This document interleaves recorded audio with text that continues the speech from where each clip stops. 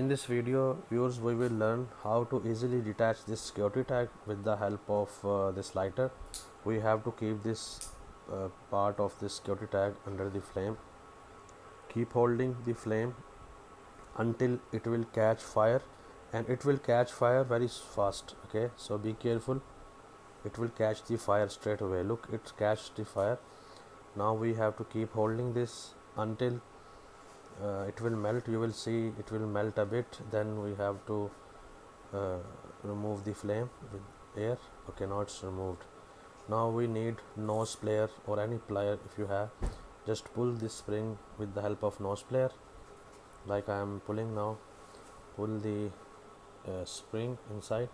If you have nose plier, it's better. Use the help of nose plier, and then you can see this is the spring that is detached, and now security tag has been removed successfully.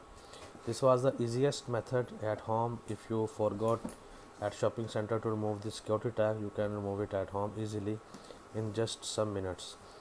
Hope you like this video. If you have any question, you can ask down in the comments. Thank you for watching.